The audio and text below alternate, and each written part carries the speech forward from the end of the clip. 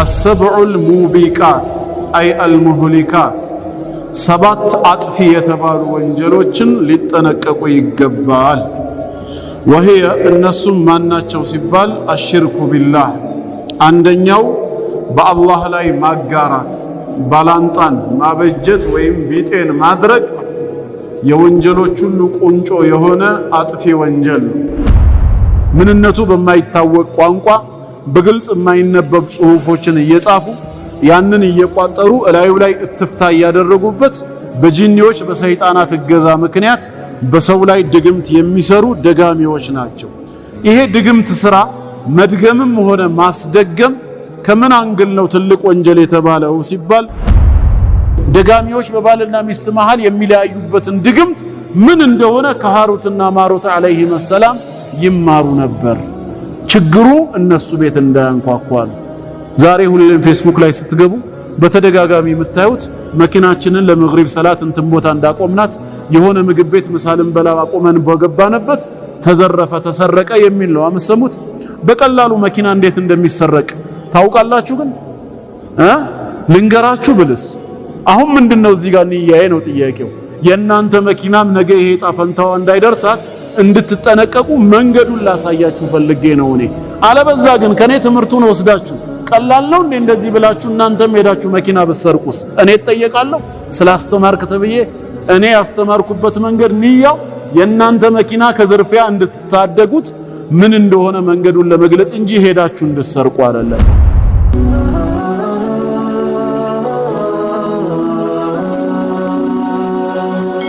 ሰብስክራይብ በማድረግ ቤተሰብ ይሁኑ።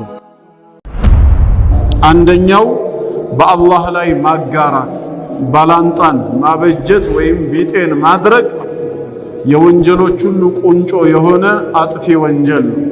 ሽርክ ማለት ቀጥታ የቃሉ ፍቺ ማጋራት ማለት አንድን ነገር ለሁለት ወይም ከሁለት በላይ ለሆነ አካል በእኩልነትም ይሁን በተወሰነ መልኩ ማካፈልና ማዳረስ ተግባሩ ምን ተብሎ ይጠራል?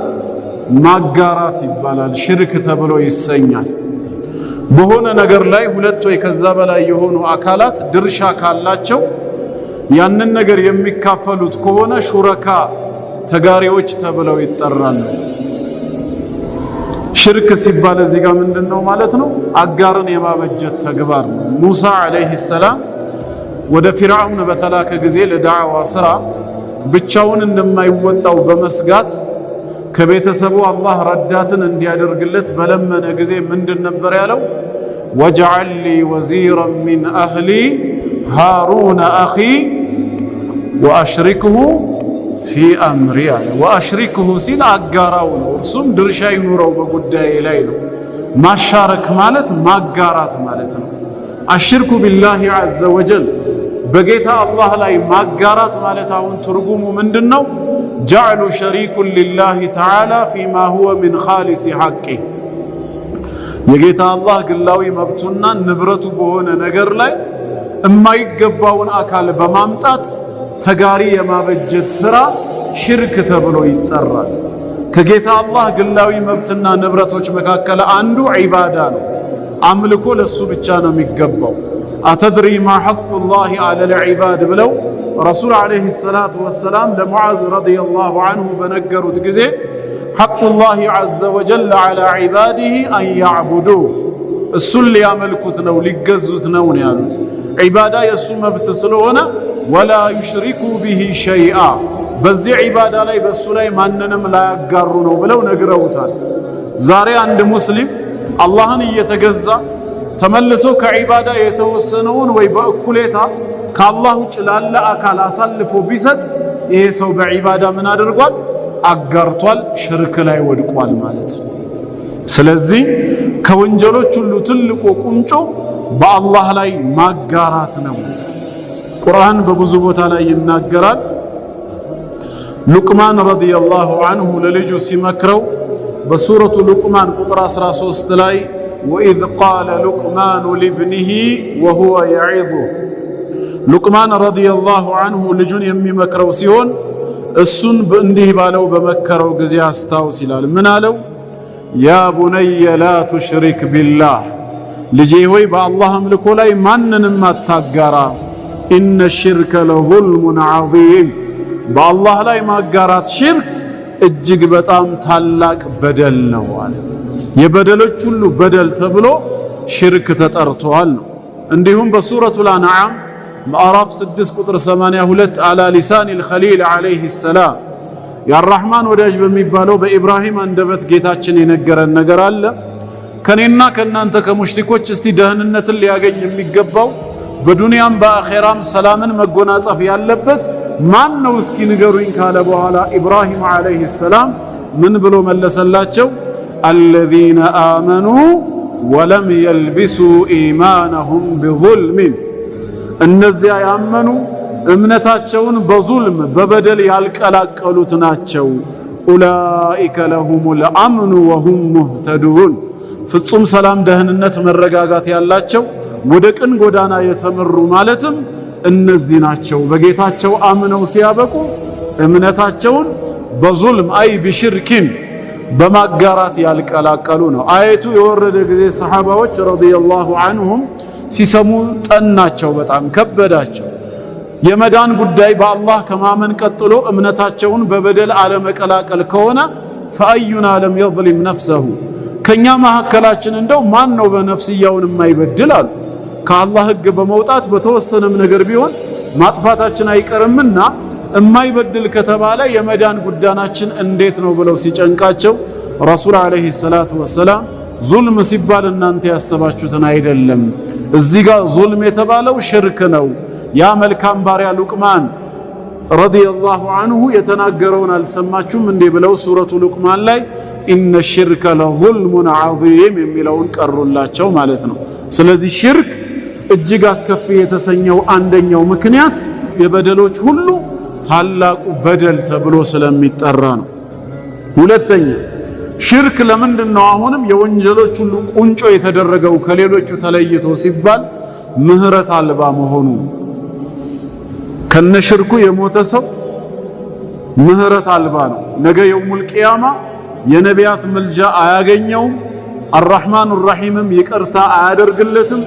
ጀሃነም እሳት ከተቀጣም በኋላ የሆነ ቀን ይወጣል ተብሎ ተስፋ አይደረግበትም። ምንም አይነት ምህረት ስለሌለው ነው። ከሽርክ ያነሱ ወንጀሎች ግን ረጃ ተስፋ አላቸው። ባለቤቱ ያለ ተውበት ቢሞት እንኳን አላህ ከፈለገ በቀብር ቅጣት ወይ በአኺራው ጭንቀት ብቻ ወይ በረሱል ዐለይሂ ሰላቱ ወሰላም ሸፋዓ ወይ በሙእሚኖች ምልጃ ሊታረቀውና ሳይቀጣው ጀነት ሊያስገባው ይችላል። መቀጣት አለብህ ብሎ ከወሰነበት እንኳን በዛ በሚቀጣበት እሳት ውስጥ ዘላለም አይኖርም። የሰራውን ወንጀል ያክል ተቀጥቶ ሙስሊም በመሆኑ ብቻ ወደ ጀነት ተመልሶ ይገባል። ከነሽርኩ የሞተ ግን ሙስሊም ስለማይሆን ምህረት አልባ ወንጀል መሆኑ እጅግ አስከፊ የወንጀሎች ቁንጮ ያረገዋል። ምህረት አልባነቱም በብዙ የቁርአን ክፍሎች ተነግሮናል። በሱረቱ ኒሳ በአራተኛ ሱራ አንቀጽ 48 ላይ ኢነላሃ ላ የግፊሩ አን ዩሽረከ ቢህ አላህ በእርሱ ማጋራትን በፍጹም አይምርም ያለው። ይሄ ሊመን ለም የቱብ ሚንሁ ማለት ነው፣ ከነሽርኩ ተውበት ሳያደርግ የሞተ። ወየግፊሩ ማ ዱነ ዛሊከ ሊመን የሻ ከዛ ያነሰውን ወንጀል ግን ለሚሻው ባሪያ ይምረዋል፣ ካልሻለት ደግሞ የወንጀሉን ያህል ይቀጣዋል ማለት ነው። እንዲሁም በሌላ ቦታ በሱረቱ ኒሳ ቁጥር 116 ላይ ኢነላሃ ላ የግፊሩ አን ዩሽረከ ቢህ ወየግፊሩ ማ ዱነ ዛሊከ ሊመን የሻ ወመን ዩሽሪክ ቢላሂ ፈቀድ ضለ ضላለን በዒዳ በአላህ የሚያጋራ ሰው በእርግጥ ከእውነት የራቀ የሆነ ጥመትን ጠሟል፣ ተሳስቷል ብሎ ነው የሚገልጸው ማለት ነው። እንደዚሁም የመርየም ልጅ አልመሲህ ዒሳ በሱረቱል ማኢዳ ቁጥር 72 ላይ ምንድነው ያለው? ወቃለ አልመሲህም አለ ያ በኒ እስራኤል እዕቡዱ ላህ ረቢ ወረበኩም እናንተ የእስራኤል ልጆች ሆይ አላህ የኔና የእናንተ ጌታችሁ ሲሆን ተገዙት። ኢነሁ መን ዩሽሪክ ቢላህ እነሆ በአላህ የሚያጋራ የሆነ ሰው ፈቀድ ሐረመ አላሁ ዐለይሂ አልጀና በእርግጥም አላህ ጀነትን በእርሱ ላይ እርም አድርጎበታል። ወማእዋሁ ናር መኖሪያውም እሳት ነች። ወማ ሊዛሊሚነ ሚን አንሳር ለእንደዚህ አይነት በደለኞችም ምንም ረዳት የላቸውም ከእሳት የሚታደጋቸው የሆነ። ስለዚህ ጀነት በሙሽሪክ ላይ ምንድነው? ሐራም ነው፣ ተመልሶ አይገባም ማለት ነው። ይሄ ነው ዋናው ምክንያቱ ማለት ነው። ሶስተኛ ሽርክ የወንጀሎች ሁሉ ቁንጮ የተሰኘበት ሌላው ምክንያት ምንድነው? ስራን በጠቅላላ የሚያበላሽ መሆኑ ነው። ሌሎች ወንጀሎች በወንጀልነታቸው ብቻ ባለቤቱን ተውበት ካላደረገ አላህ ፊት ሊያስጠይቁት ይችላል። ትልቁ ሽርክ ከተሰራ ግን በሽርክነቱ ብቻ ሳይሆን የሚያስጠይቀው የተሰራን መልካም ስራ ሁሉ ድምጥማጡን ያጠፋዋል። አጠቃላይ ስራ እንዲበላሽ ያደርጋል። በዚህ ምክንያት ማጋራት የወንጀሎች ሁሉ ቁንጮ ተብሏል። ይህንንም ቁርአን በብዙ ስፍራ ላይ ነው የሚናገረው። በሱረቱል አንዓም ምዕራፍ 6 ቁጥር 88 ላይ ذلك هدى الله يهدي به من يشاء من عباده ይህ የአላህ መመሪያ ሲሆን ከባሮቹ የሚሻውን ሰው ወደ ቀን ጎዳና ይመራበታል ይልና ወለው አሽረኩ ቢያጋሩ ኑሮ አለ ምን ይከሰት ነበር? ለሐቢጠ ዐንሁም ማ ካኑ ያዕመሉን ይሰሩት የነበረው ስራ ሁሉ ከነሱ በታበሰ ነበር ይላል። እንዲበላሽ በተደረገ ነበር። ሱረቱ ዙመር ቁጥር 65 ላይ እንደዚሁ ወለቀድ ኡሕየ ኢለይከ ወኢለ አለዚነ ሚን ቀብሊክ ወደ አንተም ካንተ በፊት ወደ ነበሩት ነቢያትም ወሕይ ወርዷል። ያም የወረደው ወሕይ ለኢን አሽረክት በጌታ አምልኮ አንዳችን ብታጋራ ለየሕበጠነ ዐመሉከ ወለተኩነነ ሚነል ኻሲሪን ስራህ በጠቅላላ እንዲበላሽ ይደረግና ዘላለም ከሚከስሩት ትሆናለህ ነው። እና ከዚህ በመነሳት ሽርክ ምህረት አልባ መሆኑ እንደዚሁም ስራን በጠቅላላ ማበላሸቱ ለየት ያደርገዋል። እዚህ ላይ ልንጠነቀቅ የሚገባው ኪታቡ ላይ አንዱ ብለው የጠቀሱት አሽርኩ ቢላህ ነው። ረሱል አለይሂ ሰላቱ ወሰላም በሐዲሳቸው እጅተኒቡ ሰብዐል ሙቢቃት ብለውናል። 7 አጥፊ ወንጀሎችን ተጠንቀቁ ብለዋል። ያ ማለት በእስልምና ሰዎችን ለጥፋት የሚዳርጉ ከበባድ ተብለው የሚጠሩ ወንጀሎች 7 ብቻ ናቸው ለማለት አይደለም። እዚህ ጋር 7 ሲባል የተፈለገው ለሁለት ነገር ነው።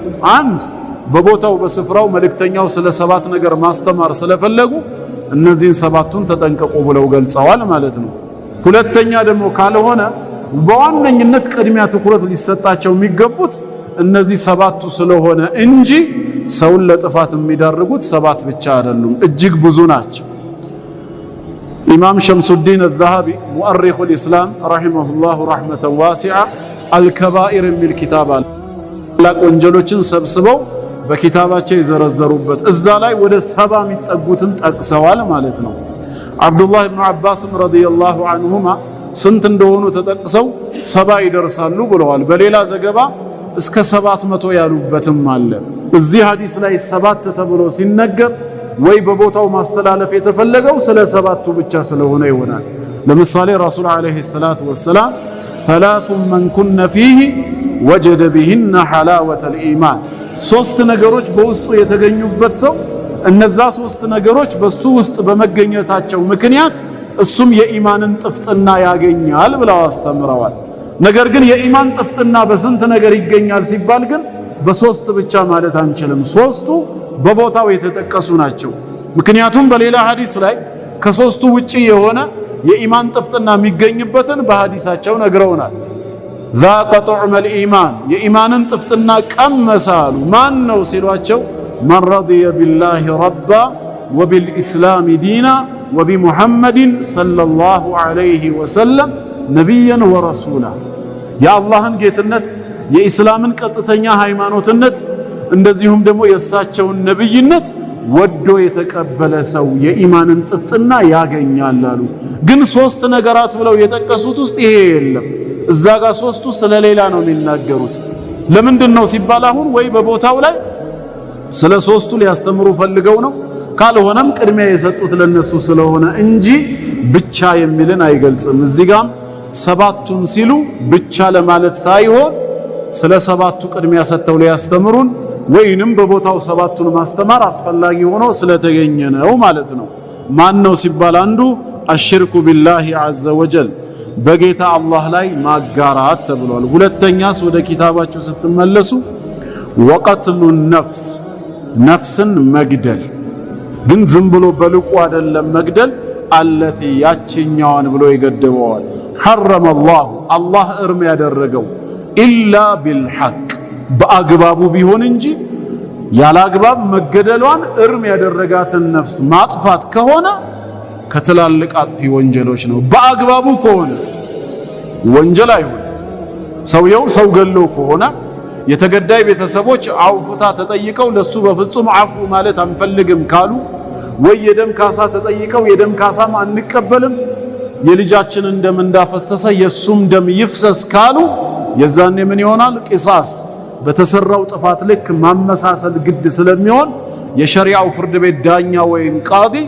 የሞት እርምጃውን በሱ ላይ ይወስዳል ያን ሰው ቢገለው ቃዲው ወንጀል ውስጥ አይገባም ማለት ነው አሁን ያላግባብ አይደለም ያጠፋው በአግባቡ ሸርዕ በሚጠይቀው መልኩ ነው ወይም ሰውየው ለሞት የሚያበቃውን ወንጀል ሰርቶ ከተውበት በፊት ከነ ወንጀሉ እጅ ከፍንጅ ቢያዝስ ያ የወንጀሉ ቅጣት መገደል ሆኖ ከተገኘ በሸሪዓው ሚዛን ቢገደል ወቀትሉ ነፍስ የሚለው ውስጥ ገዳይ አይካተተም እዚህ ጋር ወቀትሉ ነፍስ ያለ አግባብ ሸርዕ በማይፈቅደው መልኩ ነው ማለት ነው ግልጽ ነው ይሄ ከትላልቅ ወንጀሎች ነው ምክንያቱም ቁርአን ወላ ተቅቱሉ النفس التي حرم الله الا بالحق አላህ መገደሏን እርም ያደረጋትን ነፍስ ያለ አግባብ በፍጹም እንዳትገድሉ ነው ያለው አይፈቀድም በተለይ የሚገደለው ደሙ የሚፈሰው ሙእሚን ሆኖ ከተገኘ ደግሞ ወንጀሉ እጥፍ ድርብ ነው 4-5 ተነባባሪ ቅጣቶች አሉበት ሱረቱ ኒሳ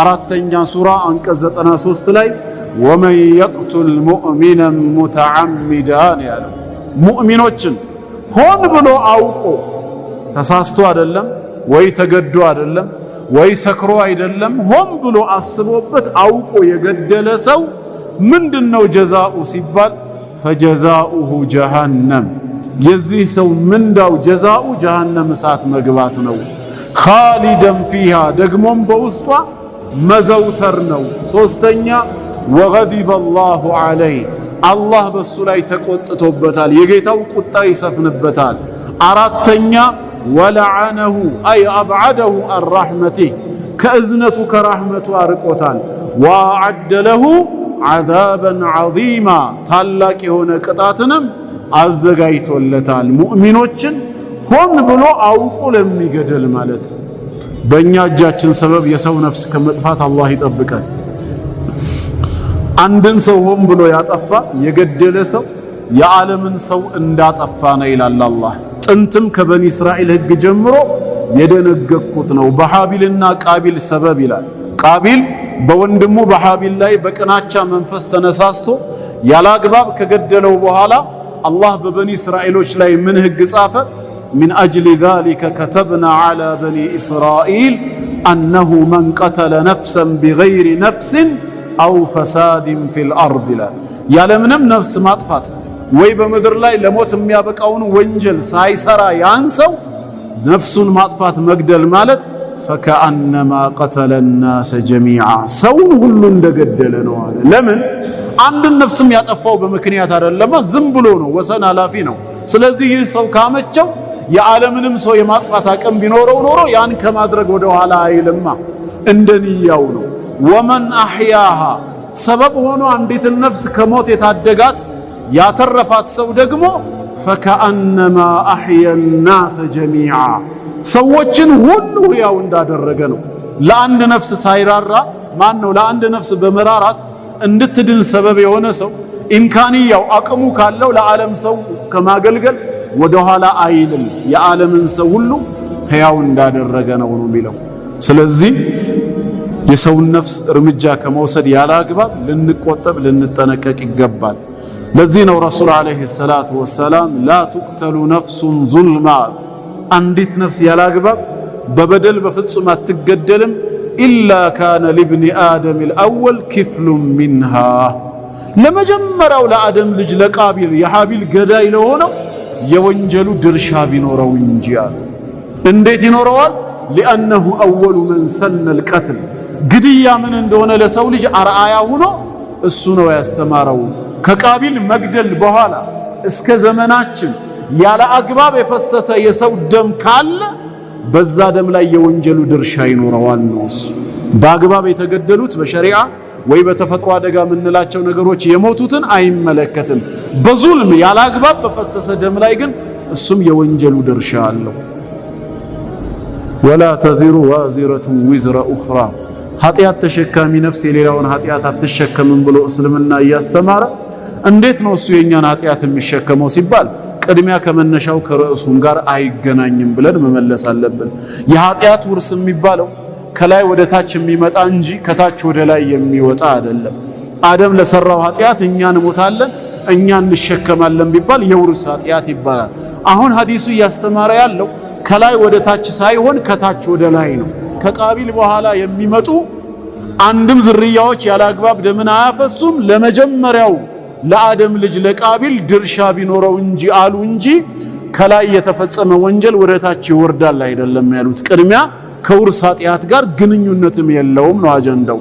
ሁለተኛ እሺ ከታች የሰራውስ ወደ ላዩ ለምን ይወጣል ለምን ይመለሳል ሲባል ሊአነሁ አወሉ መን ሰነል ቀትል ለሰው ልጅ ኃጢአትን ግድያን ያስተማረ እሱ ነው። ልክ ለመልካም ነገር በሆነ መንደር በሆነ ሰፈር አንተ አርአያ ሁነ ያን የሞተ የተረሳ ሱና ተግብረ ወያስተምረህ ነፍስ ብትዘራበትስ ካንተ ትምህርት በኋላ አንተን ተከትሎ ሰምቶ የሰራው ሰው ሁሉ የሚያገኘው አጅር ሳይጎልበት ላንተ እንደሚጻፈው ሁላ ለወንጀልም አርአያ የሆነ ሰው የዛ ወንጀል ድርሻ ይኖረዋል ነው። ግልጽ ነው። በዚህ መልክ መረዳት ይቻላል ነው። ሶስተኛው ድግምትም እንደዚሁ ሌላው ትልቁ ወንጀል ድግምት ማለት ነው።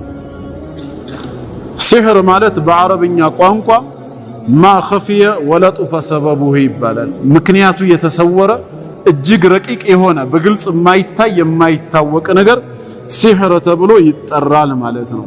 ምንነቱ በማይታወቅ ቋንቋ በግልጽ የማይነበብ ጽሁፎችን እየጻፉ ያንን እየቋጠሩ እላዩ ላይ እትፍታ እያደረጉበት በጂኒዎች በሰይጣናት እገዛ ምክንያት በሰው ላይ ድግምት የሚሰሩ ደጋሚዎች ናቸው። ይሄ ድግምት ስራ መድገምም ሆነ ማስደገም ከምን አንግል ነው ትልቅ ወንጀል የተባለው ሲባል አንደኛ አኺራን የሚያበላሽ መሆኑ። ዛሬ በዱንያ ላይ የዲንን ትምህርት መማር እየቻለ በዛ ጊዜው ሲህርን ድግምትን የተማረና የቀየረ ሰው በአኺራ ምንም ዕጣ ፈንታ እንደሌለው ቅዱስ ቁርአን ይናገራል ማለት ነው። ወለቀድ ዓሊሙ ለመን እሽተራሁ በርግጥም አወቁ ይላል። በሱለይማን አለይሂ ሰላም ዘመነ መንግስት ሃሩትና ማሩት የተባሉ ሁለት መላእኮች አለይሂም ሰላም ሰላም በእነሱ ላይ ይሁን ወደ ምድር ከተወረዱ በኋላ በጌታ አላህ ትእዛዝ የድግምትን ምንነት ለሰው ያስተምሩ ነበር። ለሰው ግን ድግምትን ሲያስተምሩ ዓላማና ግባቸው የዛኔ ያ የተማረው ሰው ደጋሚ እንዲሆን ወይም በሰው ላይ ድግምት እንዲሰራ አይደለም። ይሄ የድግምት ችግር ነገ እሱ ቤት መጥቶ በሩን እንዳያንኳኳ ነው። በወቅቱ አንደኛ የደጋሚዎች የማታለያ ሲስተምና የነቢያት ሙዕጂዛ ምን እንደሆነ ተቀላቀለባቸው፣ መለየት አቃታቸው። አንድም ሊያስተምሩ ሲመጡ የነቢያት ሙዕጂዛ ምን እንደሆነ የደጋሚዎች አታላዮች ማጭበርበሪያ ምን እንደሆነ ለይቶ ለማስተማር፣ ሁለተኛ በወቅቱ ይሰራ የነበረው ድግምት ባልን ከሚስት መለያየት ስለነበር ባልን ከሚስት የሚለያዩበት የድግምት አይነት ምን እንደሆነ እንዲያውቁና ችግሩ እነሱ ቤት ጋር ከመድረሱ በፊት በዛው እንዲያከተም ነበር። ያ ድግምትን የተማረው ሰው ግን ይሄንን ዓላማ ትቶ ለሌላ ዓላማ ሊጠቀምበት ከሄደ ግን ተጠያቂነቱ በማን ነበር የሚሆነው? በሱ በሰውየው ነው። ምክንያቱም ወማ ዩዓሊማኒ ቢሂ ሚን አሐድ ሐታ የቁላ ኢነማ ነሕኑ ፊትነቱን ፈላ ተክፉር። እኛ ለፈተና ነው የመጣ ነው፣ አንተ ይሄንን ተምረህ ሄደ ድግምት በመስራት ወይ በማሰራት እንዳትክድ እያሉ አስጠንቅቀው ነው የሚያስተምሩት። ይሄን ሳያረጉ በፊት አያስተምሩም። ከዛም ወየተዓለሙነ ሚንሁማ ማ ዩፈሪቁነ ቢሂ በይነል መርኢ ወዘውጂህ ደጋሚዎች በባልና ሚስት መሃል የሚለያዩበትን ድግምት ምን እንደሆነ ከሃሩትና ማሩት አለይሂም ሰላም ይማሩ ነበር። ችግሩ እነሱ ቤት እንዳያንኳኳሉ። ዛሬ ሁሌም ፌስቡክ ላይ ስትገቡ በተደጋጋሚ የምታዩት መኪናችንን ለመግሪብ ሰላት እንትን ቦታ እንዳቆምናት የሆነ ምግብ ቤት ምሳልን በላ አቆመን በገባንበት ተዘረፈ ተሰረቀ የሚል ነው አመሰሙት። በቀላሉ መኪና እንዴት እንደሚሰረቅ ታውቃላችሁ? ግን ልንገራችሁ ብልስ አሁን ምንድነው እዚህ ጋር ንያዬ ነው ጥያቄው። የእናንተ መኪናም ነገ ይሄ ጣፈንታው እንዳይደርሳት እንድትጠነቀቁ መንገዱን ላሳያችሁ ፈልጌ ነው እኔ። አለበዛ ግን ከኔ ትምህርቱን ወስዳችሁ ቀላል ነው እንዴ እንደዚህ ብላችሁ እናንተም ሄዳችሁ መኪና ብትሰርቁስ እኔ እጠየቃለሁ? ስላስተማርክ ተብዬ እኔ ያስተማርኩበት መንገድ ንያው የእናንተ መኪና ከዝርፊያ እንድትታደጉት ምን እንደሆነ መንገዱን ለመግለጽ እንጂ ሄዳችሁ እንድትሰርቁ አይደለም። እነሱም ሃሩትና ማሩት አለይሂም ሰላም ይሄን ሲህሩ ተፍሪቅ ለህዝቡ ሲያስተምሩ የነበሩት ቤቱን ከችግር እንዲያጸዳ እንጂ ሄዶ ሌላ ቤት ላይ ችግር እንዲፈጥር አይደለም። ተግባባን? በዚህ ዓላማ እምቢ ብለው የተማሩ ሰዎች የነቢያትን ትምህርት ከመከተል ድግምትን የቀየሩትን ነው። ወለቀድ ዓሊሙ ለመን እሽተራሁ ማ ለሁ ፊል አኺረቲ ሚን ኸላቅ። አኺራ ላይ የመዳን ዕጣ ፈንታ የለውም፣ ከፍሯል እንደማለት ነው። ምክንያቱም ባይከፍር ኖሮ የመዳን ዕጣ ፈንታ ይኖረው ነበር ማለት ነው። ስለዚህ ሲህር የሚያከፍርም ተግባር ነው። ከዚህ አንፃር አይፈቀድም በሸሪዓችን ነው። ሐታ አንድ ደጋሚ በሲህር ስራው ላይ እያለ እጅ ከፍንጅ ከተያዘስ ተውበት ከማድረጉ በፊት ቃዲው ወይም ዳኛው ዘንድ ምንም ተቀባይነት የለውም ተውበቱ። ከዛ በኋላ መገደል ነው ያለበት ሐዱ። ከተውበት በኋላ ግን ከትላንት ወዲያ ድግምት ይሰራ ነበር፣ ጥንቁልና ስራ ውስጥ ይሳተፍ ነበር ተብሎ ሸሪዓ በቆመበት ሀገር ዛሬ ላይ ፈልጎ መግደል አይቻልም ተውበት ካረገ። ነገር ግን እዛው ላይ ተውበት ሳያደርግ ከተያዘ ግን ተውበት አድርጌያለሁ ቢልስ ወደ አላህ ነው እሱ የሚመለሰው። ከፈለገ አላህ ይቅር ይበለው፣ ካልሆነም ደግሞ ውሸታም ነህ ብሎ ሊቀጣው ይችላል። ቃዲው ግን ህግ ማስፈጸም ስላለበት መገደል አለበት ማለት ነው። ምክንያቱም ማህበረሰብን የሚያበላሽ ስለሆነ ማለት ነው። እኛም ወደ እነሱ ዘንድ ከመሄድ ልንጠነቀቅ ይገባል። ረሱል አለይሂ ሰላቱ ወሰላም መን አታ ካሂነን ፈሰአለሁ አን ሸይእን ለም ትቅበል ለሁ ሰላቱን 40 የውማ። አንድ ጠንቋይ ወይ ደጋሚ ዘንድ ሄዶ የሆነ ነገር ከጠየቀው አመነም አላመነም ይሄን በማድረጉ ብቻ የ40 ቀን ሰላቱ ተቀባይነት አይኖረውም ማለት። 40 ቀን ሙሉ ይሰግዳታል። ነገር ግን 40 ቀን ሙሉ ሲሰግድ የ40 ቀን ሙሉ ሰላቱ መቅቡል አይሆንም፣ ምንዳ የሌለው ይሆናል ነው። ፈሰደቀሁ ቢማ የቁል አሉ። በሌላ ሐዲስ ላይ ደግሞ ጭራሽ ጠይቆት በጠየቀው ነገር እውነት ብሎ ተቀብሎ ከመጣ ፈቀድ ከፈረ ቢማ ኡንዚለ ዐላ ሙሐመድን ሰለላሁ ዐለይሂ ወሰለም፣ በነቢ ሙሐመድ ሰለላሁ ዐለይሂ ወሰለም ላይ በተወረደው ቁርአን ክዷል። ምክንያቱም ቁርአን ቁል ላ ያዕለሙ መን ፊ ሰማዋት ወልአርድ ልገይበ ኢለላህ፣ በሰማያትና ምድር ያለውን ሩቅ ምስጢር ከአላህ በስተቀር ማንም አያውቅም ብሎ እያስተማረ አንተ ጠንቋዩ ያውቃል ብለህ እውነት ብለህ ካመንክ በወረደው ቁርአን ክደሃል ማለት ነው። ባይክድማ ኖሮ ጠንቋይም አያውቅም ነበር የሚለው። በትክክልም አያውቅም። ላለማወቁ እሱን ሄዶ መፈተኑም ወይም ደግሞ ልዩ ጥያቄ ማዘጋጀቱም እዛ ደረጃ አያደርሰንም። ሲምፕል የሆኑ መንገዶች አሉ። ሴትየዋ ጠንቋይ ወደፊት የሚሆነውን ነገር ያውቃል ብላ ልታማክረው ነው ሄደችው ወደ ቤቱ። ልክ እንደደረሰች ቅብቀባ ጀመረች። ስታንኳኳ ከውስጥ ሆኖ እሱ ማን ነው አላት። አሁን አይነ ልቦና ያለው ሰው ሐቁ ይበራለታል ማለት ነው። ማን ነው? እኔ ገና ወደፊት የሚሆነውን ነገር ትነግረኛለህ ታውቃለህ ብዬ እመጣለሁ፣ ጭራሽ ከቆርቆሮ ጀርባ በሩን የሚያንኳኳው ማን ነው ትላለህ? የሚያንኳኳውን ሰው ለይቶ ያላወቀ ስለ ሴትየዋ እጣ ፈንታ ምን ብሎ ሊነግራት ይችላል? ይሄ ተጨባጭ እውነታ ነው። እኛ እንኳን ከልምድ ተነስተን ማታ ቁጭ ባልንበት አርፍዶ ከገቡት ከቤተሰብ አካላቶች አንዱ ሲያንኳኳ እንዲማ የሚያንኳኳው ጀማል ነው እርግጠኛ ነን እንላለን። ባናየው እንኳን ከልምድ ተነስተን ጠንቋይ ምንድነው እውቀቱ ነው። ሁለተኛው ኢብቲሳማቱል መሻይኽ፣ የመሻይኾች ፈገግታ አስቂኝ ገጠመኞች የሚል ዌብሳይት አለ። እዛ ላይ ሸይኹል አልባኒ ረሂመሁላህ ሙሐዲሱል ዐስር ሙሐመድ ናስርዲኑል አልባኒ የገጠማቸው ተጽፎ አንብቤው ነው። አንዱ ሁሉን አውቃለሁ የሚል ጠንቋይ እኔና እርሱ እንፎካከር፣ እኔ ሁሉን አውቃለሁ ህዝብ ባለበት ፊት አላቸው። ይቅርብህ አንተ ምንም አታውቅም አሉት። አውቃለሁ ከፈለጉ ያዋርዱኝ፣ ህዝብ በተሰበሰበበት እንፎካከር አላቸው። ቸክ ሲልባቸው እንግዲያውስ ከኔ ጋር ለመወያየት ከፈለክ አንድ ሸርጥ አለኝ፣ ያን ከተስማማህ ነው አሉት። እሱም ደስ አለውና ፈማ ሁወ ምንድነው ሸርጦት ይንገሩኝ አላቸው። ሸይኹም ምን አሉ? ሱብሃንአላህ አሉ። አንተ ሁሉን አውቃለሁ ብለህ ከኔ ጋር ልትፎካከር ነው አይደል የመጣኸው? የኔን አንድ መስፈርት እንዴት ምንድነው ብለህ ጠይቀኛለህ? ለምን አላወቅከውም አሉት። ምክንያቱም እውቀትህ ሁለገብ ነው። ከኔ ጋር ግን ለመወያየት እኔ አንድ መስፈርት ሲባል እሱ በዚህ ጎን ይመጡብኛል ብሎ አላሰበም። በቃ ቶሎ መስፈርቱን ነግረውት ወይ ሰዓት ወይ ቦታ መርጠውለት ቀነ ቀጠሮ ሊሰጥ ነው። ፈማ ሁወ ምንድነው መስፈርቱት? የኔን አንድ መስፈርት ያላወቅ ሰው ሁሉን አውቃለሁ እንዴት ትላለህ? ውይይቱ እዛው ቆመ ማለት ነው። አለቀ በቃ። ምን ያደርጋል እንጂ እንደ ድሮ አንተ ሁሉን ታውቃለህ እስቲ ከነጎዳ ምን ይሆናል? እዛ ደረጃ ምን ወሰደን? ጠንቋይ አያውቅም በፍጹም ማለት ነው የፈለገ ቢሆን። ለዚህ ነው ለረሱል አለይሂ ሰላቱ ወሰላም እኔ የሩቅን ነገር አላውቅም ብለህ ንገራቸው ለህዝቦችህ። ባውቅማ ኖሮ ወለው ኩንቱ አዕለሙ ልገይብ ገይብንማ ማውቅ ብሆን ኖሮ ምን ይከሰት ነበር አሉ። ቀጥለው አየቱ ላይ ለስተክሰርቱ ሚነል ኸይር ከመልካም ነገር የኔ ዕጣ ፈንታ እንዲሆን በኔ ላይ ባበዛሁኝና ወማ መሰኒ የሱእ መጥፎ ጉዳት የሚባል ነገር በአካሌም በነፍስያዬም እኔን ባልነካኝ ነበር ቀድሜ ስለማውቀው። ግን ያለሁበት ተጨባጭ ደስታም እንደሚገጥመኝ ሁላ ሐዘንም ይከሰትብኛል። ጤናዬ ተጠብቆ እንደምቆየው ሁላ ጉዳትም ይደርስብኛል። ገይብን የሚያውቀው ጌታ አላህ ብቻ ነው። ለምንድን ነው ታዲያ ሰው ድግምት የሚያስደርገው? ደጋሚ ቤት በተለይ ዛሬ በሙስሊም ስም ከጎኑ ያለውን ጓደኛ ለማክሰር በምቀኝነት ተነሳስቶ ትዳሩ በፍቅር በሰላም ከሆነ ለመበታተን ደጋሚ ቤት ሄደው ድግምት የሚያሰሩዋል። ቀላል ወንጀል መስሏቸው ከእስልምና ሁሉ ሊያስወጣ ይችላል። ለምን? ድግምት የሚማሩትን ምን ብለው ነበር ሃሩትና ማሩት አለይሂ ሰላም ያስጠነቅቁት? ፈላ ተክፉር እኛ ለፈተና ነው የመጣ ነው እንዳትክድ ይሉታል። ክህደት ውስጥ የሚከት ተግባር ነበር ማለት ነው። ስለዚህ መጠንቀቅ አለብን ከመድገምም ከማስደገምም። ረሱል አለይሂ ሰላቱ ወሰላም ለይሰ ሚና ነው ያሉት፣ ከኛ አይደለም።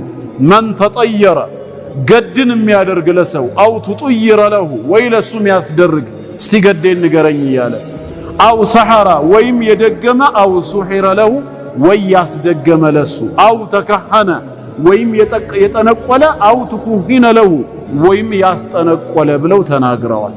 ስለዚህ ድግምት ሙሉ በሙሉ አጥፊ ወንጀል ነው፣ ከከባዶች ይመደባል። ልንጠነቀቅ ይገባል። አላህ ይጠብቀን።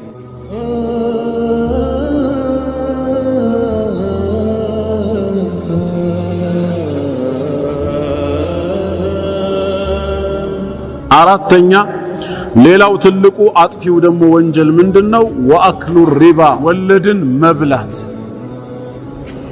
ወለድ መብላት ከትላልቅ ወንጀሎች ነው። ረሱል አለይሂ ሰላቱ ወሰላም የሪባን ክብደት ወለድ ምን ያህል አደጋ እንደሆነ በአንድ ሐዲሳቸው ገልጸዋል። ቅድሚያ ሪባ ወደ 70 ከምናምን ቅርንጫፎች አሉት ብለው አይነቱን በጥቅሉ ከተናገሩ በኋላ ዝቅተኛው አሉ፣ ትልቁ አላሉም። ወለድ ትንሹ ወለድ ላይ ተዘፍቆ መገኘት ወንጀሉ ከእናት ጋር በህዝብ አደባባይ ግብረ ስጋ ግንኙነት እንደመፈጸም ነው አሉ።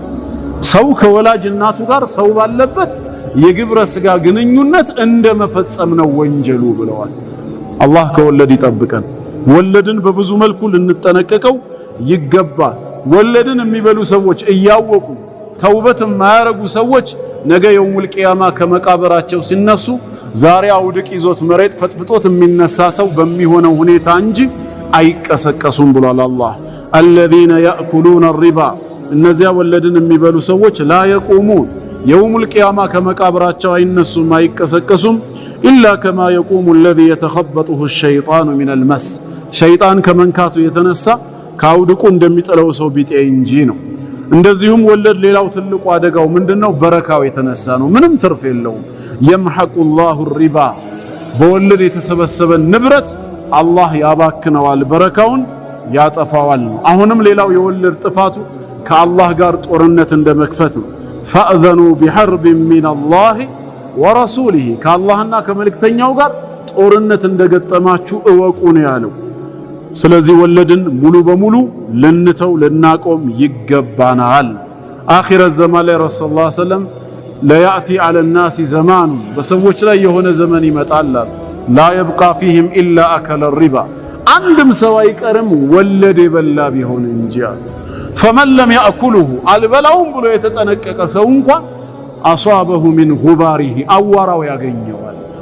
በተዘዋዋሪ እሱ ማግኘቱ አይቀርም ነው። ሲስተሞች በዛም በዚህም እያሉ በተለያየ መንገድ እኛን ጠፍንገው ወደ ወለድ ሊያስገቡን ነው። እኛም ጥንቃቄ ማድረግ አለብን። በቻልነው ልክ አላህን የቻላችሁትን ያክል ፍሩት ነው። የሆነ የንግድ ሲስተም ሲመጣ ቶሎ ብለን ዘው ብለን ከመግባታችን በፊት በጉዳዩ ላይ ብቃት ያላቸው ዓሊሞችን ሄዶ ጠጋ ብሎ መጠየቅ፣ ጓደኛችንን ወይ ዳዒውን ሳይሆን ዓሊሞች።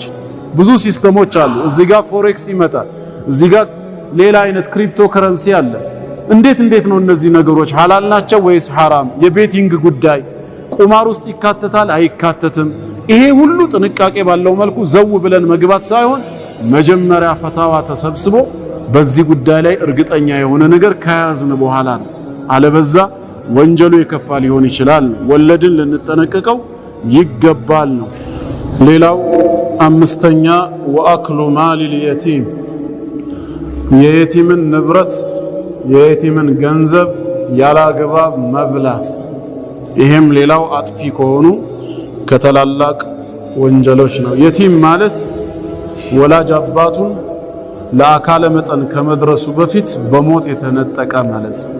ለምሳሌ አንድ ሰው ለአካለ መጠን ደረሰ የሚባለው 15 ዓመት ሲሞላው ከሆነ በእድሜ ከሄድን ከ15 ዓመቱ በፊት ወላጅ አባቱ ከሞተበት ያ ሰው ምን ይባላል? የቲም ተብሎ ይጠራል። ለአካለ መጠን እስኪደርስ ነው። ከዛ በኋላ የቲምነቱ ይነሳል ማለት ነው። ወላጅ እናቱን ግን በሞት ቢያጣ የቲም አይባልም። አባቱ ነውና ኃላፊነቱን ወስዶ የሚንከባከበው የሚያሳድገው። እንደ ቋንቋው የቲም የሚለው እናቱን ላጣ የሚያገለግለው ለእንስሳት ሲሆን ብቻ ነው። ነገር ግን ወደ ሰዎች ስንመጣ አባቱን ቀብለል ቡሉግ ለአካለ መጠን ከመድረሱ በፊት በሞት የተነጠቀ የቲም ተብሎ ይጠራል። ወንድም ሆነ ሴትም ብትሆን ማለት ነው። የነሱን ገንዘብ በኃላፊነት ወስዶ የሚያስተዳድራቸው ሰው ያላግባብ የሚበላ ከሆነ አጥፊ ወንጀልን ፈጽሟል። ቁርአን ሲናገር በሱረቱ ኒሳ ኢነል ለዚነ ያእኩሉነ አምዋለል የታማ ዙልማ፣ እነዛ የየቲሞችን ንብረት የየቲሞችን ገንዘብ ያላግባብ በበደል የሚመገቡ የሆኑ ሰዎች ኢነማ ያእኩሉነ ፊ ቡጡኒሂም ናራ፣ እንደ ሐቂቃው እየበሉ ያሉት በሆዳቸው እሳትን ነው የሚለው። ምክንያቱም ወሰየስለውነ ሰዒራ፣ ነገ አቃጣይ የሆነችን እሳት ይገባሉና ብሎ ይናገራል። በሌላም ቦታ ወላ ተቅረቡ ማለል የቲም፣ የየቲምን ንብረት በፍጹም እንዳትቀርቡ ነው ያለው። ኢላ ቢለቲ ሂየ አሕሰን፣ ያቺ መልካም በሆነችው ሁኔታ እንጂ። አንተ አሳዳጊ ከሆንክ እንዳሳዳጊነትህ ደሞዝም ይሁን ወይ ለመጠቀም ግድ የሚያስብል ነገር ካለ የዛን የድርሻህን መውሰድ፣ ወይ በብድር መልኩ ከሆነ ተበድረህ መዝግበህ ነገ የምትመልሰው። እንዲህ አግባብነት ባለው መልኩ ካልሆነ በቀር ማንም አያየኝም አይቆጣጠረኝም በማለት ያለ አግባቡ መጠቀም የውሙል ቂያማ በትልቅ ዋጋ ያስከፍለናልና ልንጠነቀቅ ይገባል። ቀጣዩ ደግሞ ስድስተኛ ወተወሊ የውመ ዛሕፍ፣ ወተወሊ ጀርባ መስጠት መሸሽ። መቼ? የውመ ዛሕፍ የፍጥጫ ቀን። ሙስሊምና ካፊር ፊት ለፊት ተገናኝተው ሙስሊሙ ለላኢላሃ ኢላላህ ባንዲራ ከፍ ማለት ለኢስላም ክብር ለሸሪዓ መምጣት በሚታገልበት ጊዜ እሱ ሙስሊሙን ለጠላት አሳልፎ ሰጥቶ ነፍስ አውጪኝ ብሎ ጀርባ ሰጥቶ መሸሽ አይከብዱ የከበደ ወንጀል ነው። ይሄም ከሰባቱ አንዱ ጥፋት ነው። ቁርአንም ሲናገር በሱረቱል አንፋል በግልጽ ተናግሯል። ያ አዩሀል ለዚነ አመኑ ኢዛ ለቂቱሙል ለዚነ ከፈሩ ዘሕፈን፣ ከሃዲያኖችን በፍጥጫው ሜዳ ላይ ፊት ለፊት ካገኛችኋቸው ፈላ ተወሉሁሙል አድባር፣ ጀርባ ሰጥታችሁ እንዳትሸሹ ነው። ስትራቴጂ ለመቀየር ለሌላ ዓላማ ካልሆነ በስተቀር የአላህን ቁጣ ሸምታችሁ ትመለሳላችሁ ነው ያለው። ስለዚህ በፍጥጫ ቀን ጀርባ ሰጥቶ መሸሽም።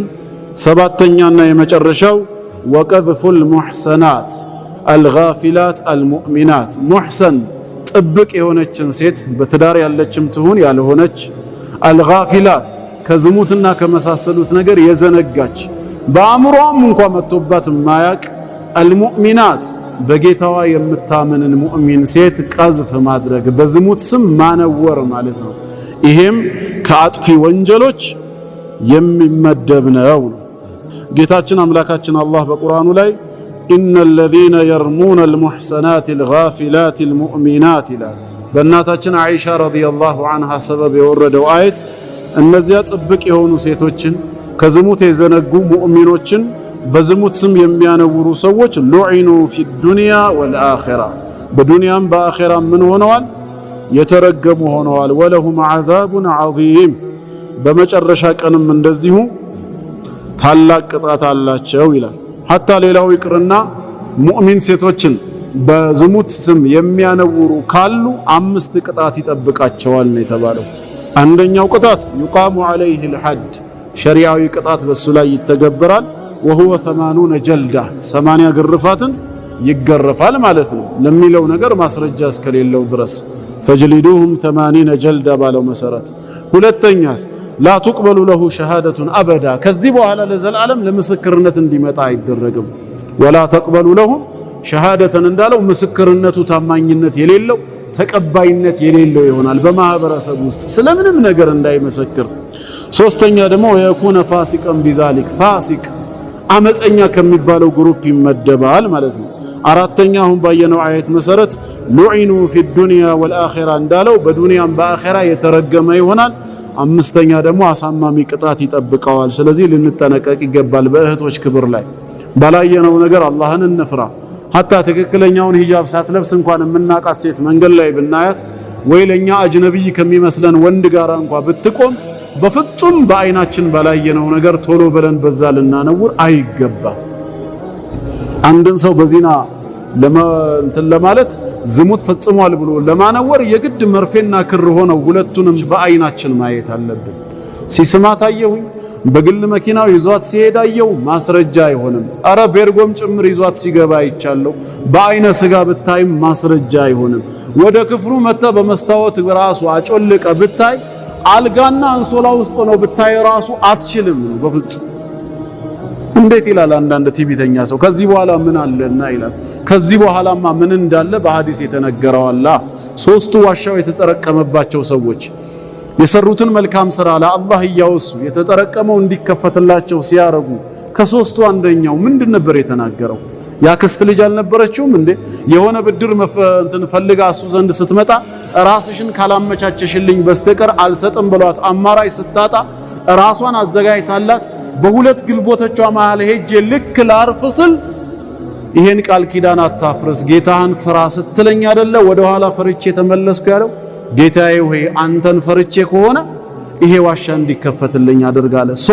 የመጨረሻው ደረጃ ላይ እንኳን ደርሰው በአንሶላና ብልድርስ ውስጥ ሆነው ግን አላህን ፈርተው ቢነሱስ ያንተ ምስክርነት ምን ሊውጥህ?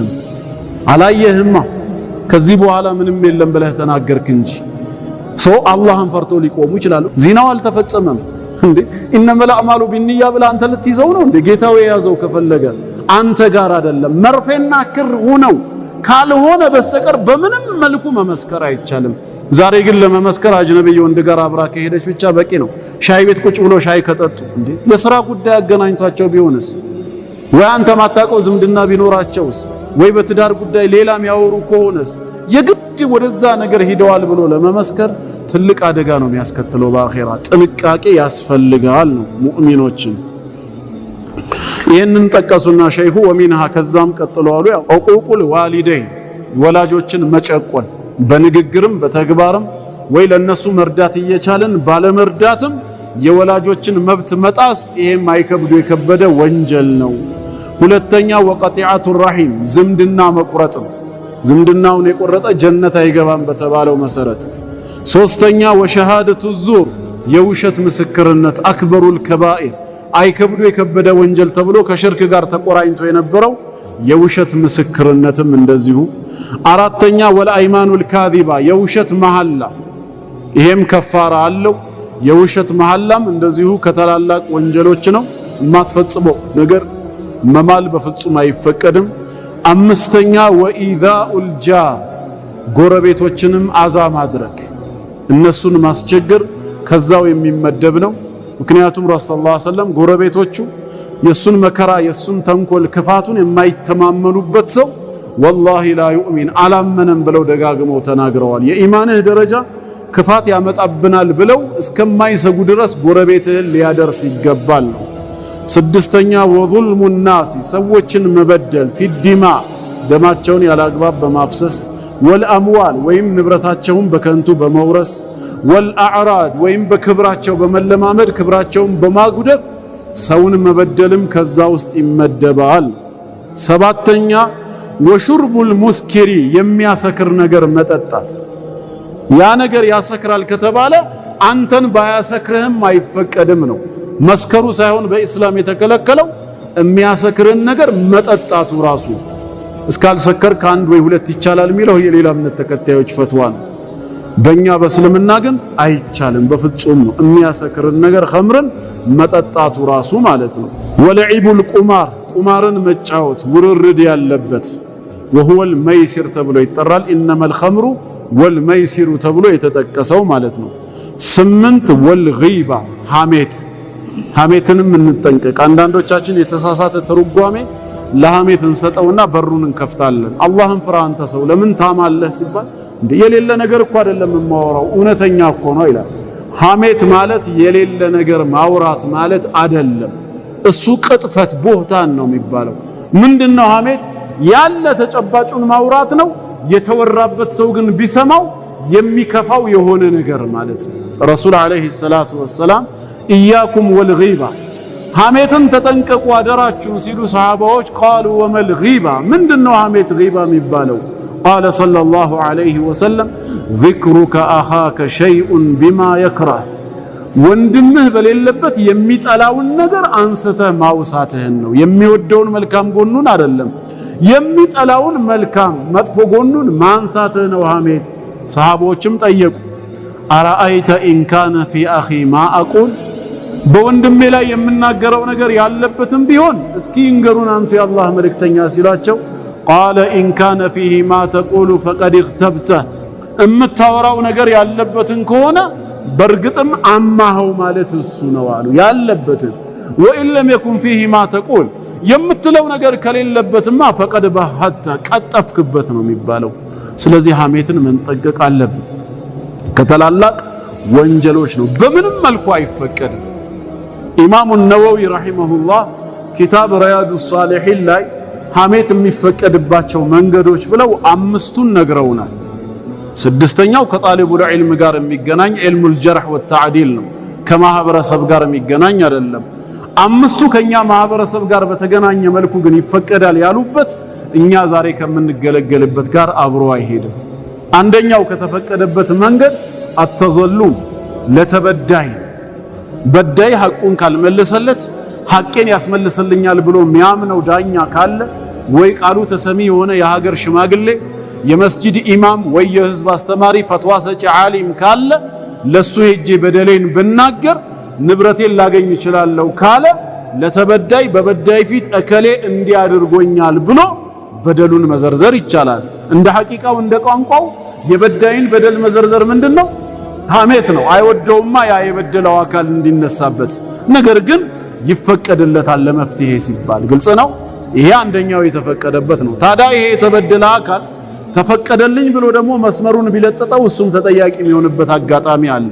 ለወጪ ወራጁ ለቋሚ አግዳሚ ሁሉ ይሄ ሰው ምን እንዳደረገኝ አታውቅም እያለ ያደረገውን ሐቅ እንኳን ቢሆን ምንም ሐቁን እንኳን እንደማያስመልስለት እያወቀ ለሁሉም እናገራለሁ ካለ ሐሜተኛ ነው። የተፈቀደልህ ረጃ ያለህ እንደው ብነግረው ሐቄን ያስመልስልኛል ብለህ ተስፋ የምታረግበት ዳኛ ሊሆን ይችላል፣ ወይ የሀገር ሽማግሌ ሊሆን ይችላል፣ ወይ የመስጊድ ኢማም ወይ ደግሞ ፈትዋ ሰጪ ዓሊም የሚከበር ሊሆን ይችላል።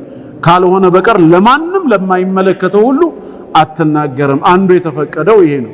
ሁለተኛው ደግሞ አሁንም ሰውየው የሚጠላውን ነገር በሌለበት ማንሳቱ መቼ ይፈቀዳል? ሊልኢስቲፍታ ሃይማኖታዊ ብይንን ፈትዋ ለማወቅ ምናልባት ሚስት በባሏ በሚሰራው ስራ በሚያደርገው ነገር ተበድያለሁ ብላ ደስተኛ ላትሆን ትችላለች። ግን ሸሪዓውስ መብቱ ይሆን ብሎ ግራ ገባት። ኡስታዝ ጋር ትደውልና ባለቤቴ እንደዚህ ይለኛል ወይ እንዲህ ያደርጋል ወይ እንዲህ ስጠይቀው አይፈቅድልኝም፣ ይሄ ነገር በሸሪዓው እንዴት ነው መብቱ ነው ወይ ብላ ለፈትዋ ለመጠየቅ ከሆነ አዎ ከተባለች ልታከብር ነው፣ አይ ከተባለች ሐቋን ልትጠይቅ ነው። ትችላለች። የዛኔ ነው። ግልጽ ነው። ሐሜተኛ ተብላ ወንጀል ውስጥ አትገባም። እንደዛም ሆኖ የተመረጠው የተወደደው ሰርድ ፐርሰን አድርጋ ጥያቄውን ማቅረቧ ነው። ቀጥታ ባሌ ከምትል አንድ ሚስት በባለቤቷ እንዲህ ብትደረግ ያ ባሏ እንዲህ ቢያደርጋት እንዴት ነው ሸሪዓው ይፈቅድላታል ወይ ብላ እሷንም ባለቤቷን ብትደብቀው የተወደደ ይሆናል ነው። ካልሆነም ያ ካልመጣላት በወቅቱ ቀጥታ ባለቤቴ ብትል ትችላለች። ለምን? ዓላማዋ ሸሪዓዊ መብት አለው ወይስ የለውም የሚለውን ነው። ልክ እንደማን እንደ ሂንድ ማለት ነው። አባ ማን ነው ባለቤቷ አባ ሱፊያን ሸሂህ በጣም ስስታም ነው አለች ረሱላህ ሰለላሁ ዐለይሂ ወሰለም ዘንድ መጣ ለኔም ለልጆቼ በወር የሚበቃንን አይሰጠንም ታዲያ ካስቀመጠው ነገር ላይ በሌለበት በሚበቃን ልክ መውሰድ ይችላል ወይ አለች ያለ ፈቃድ አዎ አሏት መልእክተኛው አላህን ፈርተሽ በሚበቃሽ ልክ ውሰጂ አሉ መብቷ ስለነበር ማለት ነው ግልጽ ነው ለዚህ ዓላማ ሲባል ሐሜቱ ሊፈቀድ ይችላል ነው ሶስተኛው ሌላው ከማህበረሰብ ጋር በተገናኘ መልኩ የሚፈቀደው ለተህዚር ለማስጠንቀቅ ከሆነ መጥፎ ስራ ወይ ቢድዓ እየተገበረ ሰዎችን ወደ ጥመት የሚመራ ሰው ካለ አንተ ቢያንስ እሱ ተመክሮ አልመለስም ካለ ጥፋቱ እሱ ላይ ብቻ እንዲቆም ህዝብን ከጥፋት ለመታደግ ቁመህ እከሌ የሚባለው ሰው እንዲህ አይነት ጥፋት እየሰራ ወደ ጥፋት እየተጣራ ነው ተጠንቀቁት እንዳትሰሙት ብለህ መናገሩን ከቻልክ በህዝብ ዘንድ ተሰሚነት ካለ ስለ እከሌ መናገር ሐሜት አይባልም ነው ግልጽ ነው ይፈቀዳል ግን መቼ ነው እከሌ ከራሱ አልፎ ጥፋቱን ወደ ህዝብ ሲያሰራጨው ነው በግሉ በሚሰራው ወንጀል ግን እከሌ እንዲሰራል ብለህ መናገር በፍጹም አይፈቀድም የሙስሊም አይቡን መደበቅ ዋጅብ ነው መምከር ነው ያለብህ አልሰማም ካለ ምናልባት እከሌን ይሰማዋል ካልክ ማስመከር ነው እምቢ ካለ ትደብቃለህ እንጂ አታወጣም አሁን ግን ማውጣቱ ግድ የሆነው ለምንድነው ጥፋቱ ከራሱ አልፎ ሌሎች ሰዎችን እያጠመመበት ወደ ቢድዓ እየተጣራ ከሆነ ሌላን ሰው መታደጉ የሱን ስም በማንሳት ብቸኛ መፍትሄ ሆኖ ከተገኘ ዋጅብ ነው ቆመህ ትናገራለህ አንዳንድ ጊዜ በሽተኛውን ሳጠቅስ በሽታን ብቻ በማስተማር መከላከል የሚቻል ከሆነ ሰውየውን ሳጠቅሰው እንዲህ አይነት አመለካከቶች አሉ እንደዚህ የሚሉ አሉ ከዚህ አመለካከት ተጠንቀቁ ብለህም ማስተማር ይቻላል ነው ለዚህ ዓላማ ሲባል ግለሰቡን ለማስጠንቀቅ ህዝብን ለማትረፍ መጥቀሱ ይፈቀዳል ግልጽ ነው ይሄ ሶስተኛው ሌላው አራተኛስ የተፈቀደበት ለመለየት ምልክት ለመጠቀም ግድ ሆኖ የተገኘ ጊዜ ጀማልን አታውቀውም አልኩ ስለሱ መናገር በወቅቱ ግድ ሆኖብኛል መልእክት አለኝ አላቀውም አልከኝ በስሙ በመልኩ በሰፈሩ ብነግር ምናልባት ባካሄዱ ወይ በሚለብሰው ልብስ ወይ በሁኔታው ለየት ያለ ካለው ያ እንኳን ሲራመድ እንደዚህ የሚሆነው እንዲህ ያልክ ብትጠቅስ የሚጠላው ሊሆን ይችላል የሱ ደካማ ጎኑ ሆኖ በተፈጥሮ አንተ ግን የግድ ጀማል ማን እንደሆነ ለመናገር ስለተገደድክ ወደ ምልክት ገብተህ ምልክትን ብትጠቀም በዚህ ሁኔታ ላይ የተፈቀደ ይሆናል ዝም ብለህ ግን በስሙ እየታወቀ በአይቡ በደካማ ጎኑ ይሄ ሸውራራው ይሄ ሲናገር እንደሚሆነው አፉ የተጣመመው ብትል ግን ወንጀል ነው ምልክቱን መጠቀም ግድ ሆኖ የተገኘ ጊዜ ነው አበሰ ወተወላ አንጃአሁ አልአዕማ ብሎ እንደተናገረው ማለት ነው ቁርአን ለምልክትነት ግድ የሆነ ጊዜ ሐሜት አይሰኝም ነው አላ ኩሊ ሐል ወልገይባ ሐሜት እንጠንቀቅ ወነሚማ ይላል አብሮ ተያይዞ ነገር ማዋሰድ አላ ወጅህ الافساد ለማለት ነው ለማጣላት በማሰብ ከኔ የሰማኸውን ሄደ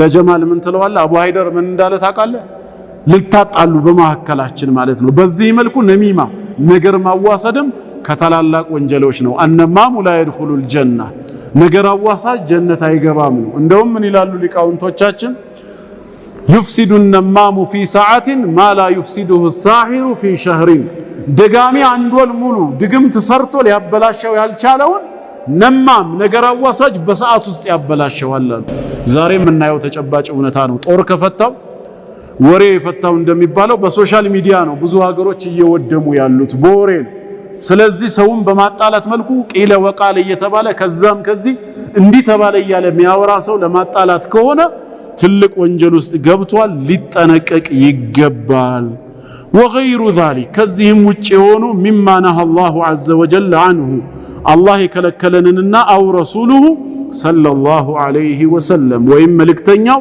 የከለከሉንን ወንጀሎች መጠንቀቅ አለብን ይላሉ ሸይኹ الاستعانه على تغيير المنكر መጥፎን ነገር ለማውገዝ እኔ ብቻዬን አቅም ከሌለኝ ወንድሞቼ እንዲረዱኝ እንዲያግዙኝ ያረንዲ እየተፈጸመ ነው ኑ እንዲያደርገን ተባብረን እናጥፋው በመልበት ጊዜ ያጥፊን ጥፋት የዛኔ መዘርዘሩ ምንም ችግር የለውም ለማለት ነው አላ ኩሊ ሐል ከሁሉም አይነት ሐሜት አላህ ይጠብቀን በራሳችን ጉዳይ ቢዚ ልንሆን ይገባል ረሱል አለይሂ ሰላቱ ወሰላም ጡባ ሊመን ሸገለሁ አይቡሁ አን ዑዩብ الناس የሰዎችን ነውር ከመፈለግ የራሱ ነውር ቢዚ ያረገው ሰው ጀነት አለለት ወይ መልካም ኑሮ አለው አሉ ለምን በራሱ ነውር ቢዚ የሆነ ሰው استغفارና ተውበት ለማድረግ ቅርብ ነው ሁሌም የራሱን ጉድለት በተቻለ መጠን ሙሉ ባንዴ ባይኮንም ለውጥ በማምጣት ወደ ጥረት ላይ ይታገላል ራሱን የረሳ ሰው ግን እነዛ ሰዎች አንድ ቀን ተውበት ሊያደርጉ ይችላሉ። እሱ ግን ተውበት ሳያደርግ ወደ ጌታው ሊሄድ ስለሚችል በራስ ጉዳይ ቢዚ መሆን